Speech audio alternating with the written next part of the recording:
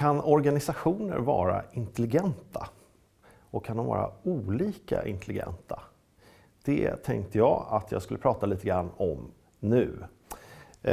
Och egentligen är det ju så att organisationer gör ju saker. Så det är klart att vi kan prata om de är då olika intelligenta, de här handlingarna, eller inte. Och här är några exempel som jag har tagit. Här har ju stora, egentligen ganska avancerade organisationer som vi ändå påstår har gjort saker. Men om vi tittar lite närmare på dem så är det ju egentligen så att det kanske är snarare delar av organisationen eller kanske grupper inom organisationen som har gjort de här sakerna. När till exempel vi säger att försvaret har räknat fel på flera miljarder, så är det knappast hela försvaret som har suttit där och räknat, utan rimligen så är det en eller sannolikt flera människor och grupper som har varit inblandade i det här. Och då kan man ju också undra så här, varför börjar vi egentligen fundera över det här nu? Om organisationer är intelligenta eller inte. Och då skulle jag vilja visa den här bilden, därför att det finns en allmän trend, kan man säga, att allting blir ju mycket mer komplext. Så kan säga att både samhälle och organisationer blir mer komplexa. Men om man tittar och jämför en organisation idag med hur det var till exempel på 50-talet, så ser vi att idag i genomsnitt så försöker vi uppnå upp till 6 gånger fler mål än vad vi gjorde tidigare. Och vad innebär det här egentligen? Ja, att ha fler mål skapar automatiskt komplexitet. Därför att de här målen har ju inget självklart samband att de så att säga drar åt samma håll. Utan istället är det ju så att ju fler mål vi lägger till, desto fler saker måste vi så att säga ta hänsyn till när vi gör saker, och vi måste göra avvägningar, prioriteringar, bedömningar. Så med fler mål, vilket ju i grunden självklart är en bra utveckling, men det skapar ju också komplexitet. Och hur har vi då historiskt hanterat det här? Ja, vi har ju faktiskt egentligen försökt skapa organisationer genom att planera dem och designa dem. Man skulle kunna säga att vi har tänkt organisationer lite grann som maskiner, som olika delar som vi sätter ihop. Och ju fler mål vi då har, desto fler saker i den här maskinen ska kunna. Och då har vi med tiden fått under samma jämförelseperiod 35 gånger mer komplexa organisationer. Och vad betyder det här egentligen? Jo, någon ska ju då egentligen göra en verksamhet, vilken som helst, som i sig blir mer komplex. Men man ska göra det med också en mycket mer komplex organisation. Det blir en slags dubbelkomplexitet, kan man säga. Och då skulle man kunna ställa sig den här frågan faktiskt istället. Nämligen, vad är det som överhuvudtaget lyckas få de här komplexa organisationerna att fungera? Och det är ju faktiskt, vi som gör det. Människorna i organisationen. När vi börjar titta på det perspektivet, ungefär som den här gruppen i försvaret som räknade mer eller mindre bra då visar det sig att vi får väldigt stora skillnader i hur bra de här grupperna blir när de ska genomföra sina saker. Och här är några exempel. Om man tänker sig alla medarbetare i en organisation, så går ju de i princip in genom dörren varje dag och på något sätt försöker då hjälpa den här organisationen att fungera. Men det lägger vi olika mycket kraft på. Så idag i normalorganisationen så kanske det är 3-5% av medarbetarna som faktiskt står för någonstans mellan 20-35% av alla de handlingar och aktiviteter som behövs för att hjälpa organisationen och sy ihop organisationen. Och det här kan man ju se egentligen både som ett halvtomt och ett halvfullt glas. Jag tycker att det borde vara ett halvfullt glas. Därför att om vi tittar närmare på vad de faktiskt gör, så är det ju inte här, det är ju inga övermänniskor på något sätt, utan det är ju vanliga individer som på något sätt egentligen har en talang för att veta hur de ska göra för att få saker gjort. Och det är ju någonting som vi egentligen alla skulle kunna lära oss. Så bara genom att få en större andel personer i en organisation som så att säga hjälper till att koordinera på det här sättet, då skulle vi faktiskt med dagens mått mätt få ett överskott av koordinering. Och ett överskott av koordinering i en välmående organisation tenderar att bli saker som kreativitet, innovation, utveckling. Överskott av koordinering i en organisation som inte mår bra tenderar att bli politiska spel och olika typer av konflikter. Men det är ett perspektiv. Ett annat perspektiv är om vi tittar på de här grupperna då, eller mikrosystem som vi kallar det för. Därför att mycket av det vi gör på gruppnivå i organisationer är inte nödvändigtvis saker som vi, eller i någonting som vi definierar som en grupp. Utan det kan vara bara vanliga koordineringsmöten eller att man träffar och utbyter några ord med en kollega i en korridor då. Men de här mikrosystemen som ju såklart i en större organisation är tusentals eller tiotusentals varje dag, de får väldigt olika funktion. En sak som vi ser väldigt stora skillnad på, det är då andelen utforskande frågor. Så vi kan se att i högpresterande grupper så ställer de i genomsnitt 2300% fler utforskande frågor än i lågpresterande grupper. Och då är ju det ett ganska bra exempel på någonting som vi måste börja fundera på. Varför hjälper det här de här grupperna att bli då högpresterande? Jag ska komma tillbaka till det lite senare. Men det är också såklart att utforskande frågor och bra prat räcker ju inte långt om man inte också lyssnar mer. Och det kan vi också mäta och se att i högpresterande grupper så lyssnar man 1500% mer än i då lågpresterande grupper. Och med lyssnande här menar vi faktiskt egentligen i den här studien ska vi kalla det för de signaler man sänder tillbaka till den som pratar, huruvida man lyssnar eller inte då. Och det här är ju bara exempel på skillnader i vad man skulle kunna kalla för då kunskapsintegration. Det vill säga när de här grupperna som då hjälper organisationen fungerar utbyter kunskaper för att så att säga hitta lösningar på daglig basis då. Så om vi då vill förstå hur grupper och mikrosystem då kan göra organisationer intelligentare, ja då vill vi egentligen förstå också hur intelligens fungerar på gruppnivå. Och för det kan man använda egentligen den här illustrationen. Och en viktig grundförståelse för att man ska förstå det här, det är ju egentligen att vad man än gör, vilken situation man än arbetar med och om man nu ska ta fram en plan eller genomföra någonting, så jobbar man i en verklighet som är oändligt komplex. Det vill säga, hur mycket vi än försöker kommer vi aldrig kunna fånga in allting som faktiskt spelar roll för den här situationen. På kort och på lång sikt och ur alla möjliga olika dimensioner. Och det betyder att om verkligheten är oändligt komplex så kommer den grupp som lyckas fånga in och jobba med så mycket som möjligt av förutsättningarna kommer ju naturligtvis att över tiden ha, ska vi kalla det för ett intelligensövertag. De kommer kunna hitta fler intelligenta lösningar, de kommer kunna se fler samband och sådär. Och enkelt uttryckt kan man säga bara att det är klart att det är bättre att ha en så här stor förståelse av ett problem som man ska jobba med än en sån här liten. Därför att i den här lilla så saknas ju så att säga saker som faktiskt är relevanta. Och det är precis det här vi kan se då i högpresterande grupper. Att de har en mycket större och mycket bättre förståelse för vad de sysslar med. Och det är bland annat därför som de då lägger då 2300% mer tid på utforskande frågeställningar. Därför att de undersöker helt enkelt det de arbetar med. Och på samma sätt då som man bygger upp en god förståelse, och det här kallas då för lärande eller reflektion när man gör det. Därför att man så att säga utbyter kunskap med varandra och sen så skapar man kunskaper som ingen enskild individ hade genom att man faktiskt pratar tillsammans då. Det andra momentet i kunskapsintegration eller kollektiv intelligens, det är ju då istället när personer går ut och så att säga arbetar för gruppen men de jobbar individuellt. Alltså när jag själv gör saker men jag jobbar för gruppen. Och då är det ju så att det enda man faktiskt kan hålla sig i för att veta vad man ska göra och på vilket sätt man så att säga ska samarbeta med de andra, det är ju en bild man har i huvudet eller en idé man har i huvudet. Vi kallar det då för representation eller en mental modell. Och om man förstår det här ungefär grundförutsättningarna, då förstår man också lite problematiken i låg- och normalpresterande grupper. Därför då ser det oftast ut så här. Det vill säga man har lite olika bild på vad man faktiskt gör och ska göra. Och om man nu summerar det här så kan man säga att det egentligen är det så att det grupper vill ha, eller det bästa för grupper, är maximal olikhet.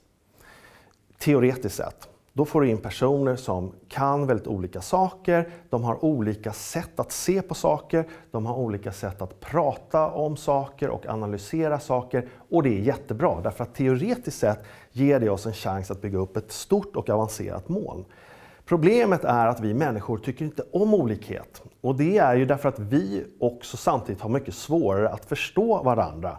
Och det är väldigt lätt att när vi börjar den här typen av diskussioner där vi inte förstår varandra, då triggar det också olika typer av känslor mellan oss, vilket gör att vi får olika typer av känslostämningar. Och det kommer då därmed direkt sen att påverka hur väl vi kan prata om det här. Men i teorin är det max olikhet som är det bästa. Och redan här skulle man ju kunna dra en del slutsatser för organisationer. Att om man generellt sett kan öka människors skicklighet att samarbeta med andra, ja då kommer du generellt sett i din organisation att kunna bygga upp och hålla ihop mer olikhet. För att kunna jobba med det här på organisationsnivå så menar vi att det är väsentligt att man har en gemensam idé om hur faktiskt kollektiv intelligens, eller om man vill uttrycka det enklare då, samarbete faktiskt ser ut. Och det är mot bakgrund av det som jag och min kollega på Handelshögskolan då, professor Andreas Wär, har tagit fram den här modellen. Och den kallar vi för kollektiv intelligens. Och i princip kan man säga då att det är 4 faktorer som grupper, och man kan även dra det här som användas som grund för en organisationsstrategi. Men det är 4 faktorer som man behöver inse att grupper behöver arbeta med för att utveckla och underhålla sin egen kollektiva intelligens. Och ni kan titta så att säga på den här bilden och tänka er då den lodräta axeln är just de här 2 momenten av kunskapsintegration. Det ena är att gruppen måste vara skicklig på att lära sig, eller rättare sagt utbyta tankar med varandra för att skapa nya tankar som ingen hade. Och det är en skicklighet i sig, därför att det innebär att du måste ha ett utforskande förhållningssätt då. Det andra är att man också då över tiden är skicklig på att bygga upp den här gemensamma mentala modellen. Det vill säga den som människorna bär med sig sen när de faktiskt jobbar på egen hand. Och det kräver tid och det kräver arbete och det kräver att man inser att det faktiskt är det man bygger på. Och den kan bli väldigt avancerad om grupperna väl så att säga förstår varför de håller på med det här. Den vågrätta axeln på samma bild, den handlar egentligen om allting som är kollektivt, allting som människor gör tillsammans kan man tänka på kan man säga, utifrån 2 olika synsätt. Det ena är att vi så att säga är ett lag eller en grupp, det är det vi kallar för relationsförmåga. Det vill säga vi uttalar oss om saker som vi tycker karaktäriserar gruppen. Till exempel ett fenomen som kallas för psykologisk trygghet som vi vet är direkt påverkar graden av lärandeförmåga i gruppen. Då kan ju vi säga om en grupp att ja, men den här känns trygg och bra eller den här känns inte trygg och bra. Och vi har en massa olika typer av idéer om vad vi har skapat i den här gruppen. Om vi har ett lagspel eller inte, om den känns kall eller varm eller om den har blivit bra på det den ska göra helt enkelt. Men det är ju faktiskt bara ett synsätt på en grupp och det är någonting som alla grupper måste jobba med. Det andra synsättet på gruppen, det är att alla grupper är så att säga ett resultat utav vad alla individer faktiskt gör. Därför tekniskt sett så har ju faktiskt inte gruppen, den har varken armar, ben eller en hjärna. Utan det som vi tycker är gruppen är ett resultat av vad man ska kalla det för, människors mikrohandlingar då. Och det kallar vi för integrationsförmåga.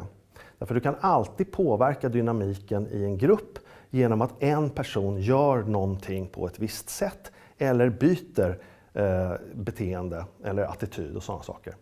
Så att de här 4 dimensionerna behöver grupperna så att säga hela tiden återbesöka och se sambanden i då. Och det är själva syftet med modellen. Men det för oss ju in det här senare, den vågrätta dimensionen, relation och hur individer beter sig. Det för oss ju då in på någonting som är en grundförutsättning för kollektiv intelligens. Man kan ju tro att det handlar om att prata på ett smart sätt och att lyssna på ett smart sätt.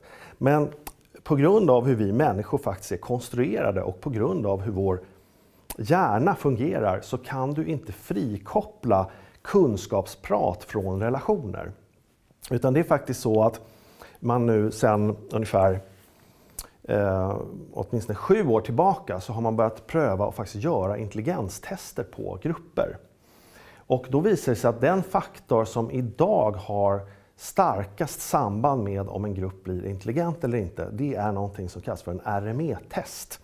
Och en RME-test den ser ut ungefär som på den här bilden, det vill säga man får se ett litet utsnitt av ansiktet. Du får inte ens se hela näsan och du får inte ens se munnen. Och så ska du ändå uttala dig om vad den här personen har för känslostämning. På bilden ser ni liksom 4 olika alternativ då. Och det här testet har visat sig vara en väldigt bra indikator på vad man skulle kunna kalla för individers sociala känslighet eller sociala uppmärksamhetsförmåga. Och idag är det alltså, om du har en grupp med ett högt snitt i RME-testerna, så är det den starkaste faktorn, eller den faktor vi vet starkast korrelerar med om gruppen blir intelligent eller inte. Och hur fungerar det? Jo, det är ju helt enkelt så att de personerna som pratar om komplexa saker med varandra och är duktiga på det här, de har också samtidigt en hög känslighet för hur deras meddelanden tas emot, men också för sina egna känsloreaktioner. Och det gör att de då kan så att säga styra samtalet och diskussionen och låta det påverkas av den här kunskapen, så att de helt enkelt får bättre kommunikation då. Och som jag sa tidigare, eftersom en av de starkaste stressfaktorerna i grupper idag är relationerna i gruppen och även känslan av, kan vi kalla det för, gruppens självförtroende. Blir vi dugliga som grupp? Känns det som att vi kommer att lyckas med saker och ting? Det påverkar de som är med i gruppen och det är en direkt stressfaktor idag, kan man säga. Och stress i sin tur påverkar hjärnan. Så man kan säga faktiskt att om du ökar stressnivån i en grupp så minskar individernas åtkomst åt sin egen kunskap.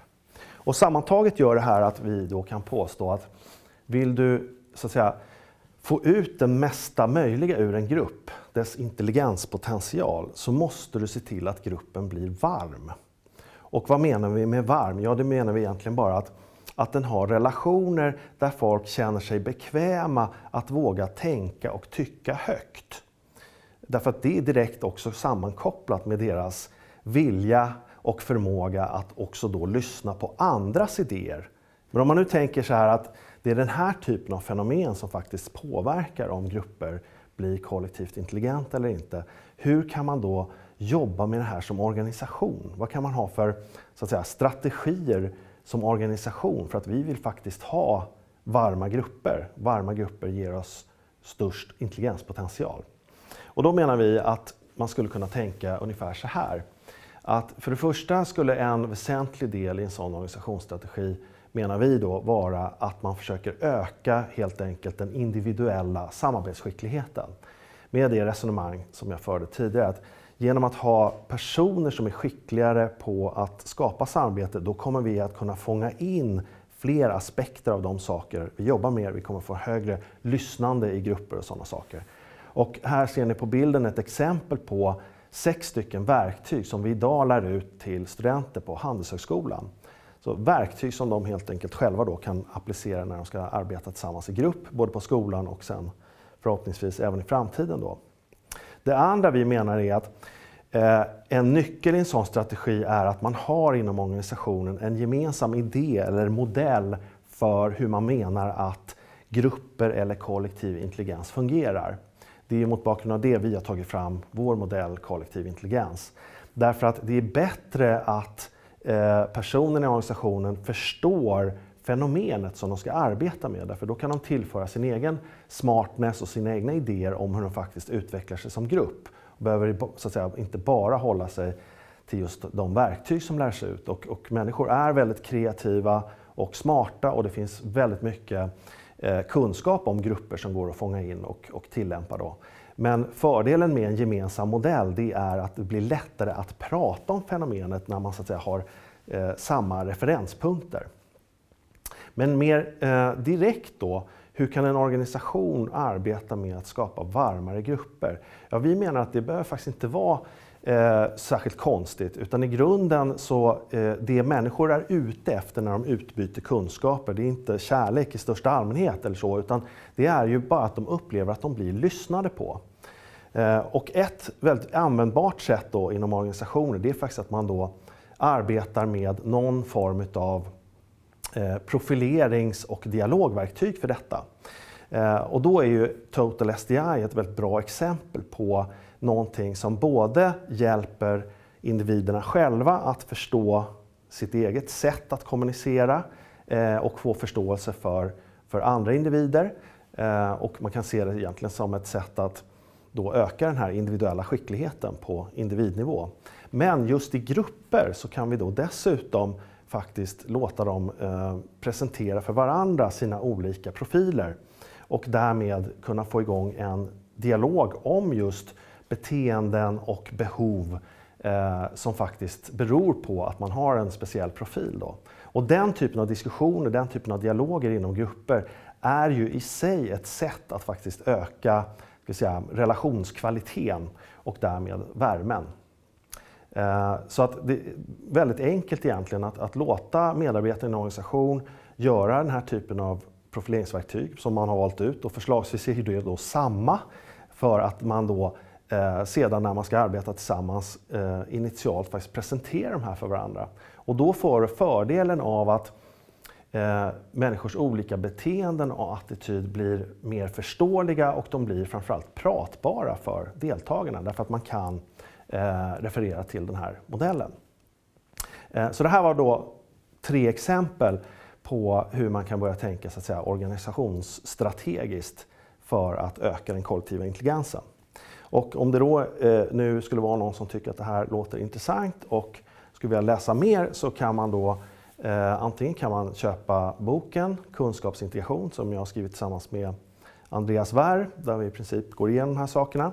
Eller också så kan man ladda ner en rapport som jag släppte nu i februari i år, som då är en litteratursammanställning över saker som har skrivits just om organisationsintelligens och gruppintelligens. Och den rapporten hittar man om man googlar på Team Intelligens och Philip Runsten, så kommer man till en länk och så kan man ladda ner den pdf-en. Så, det var allt jag tänkte säga, så lycka till, tack!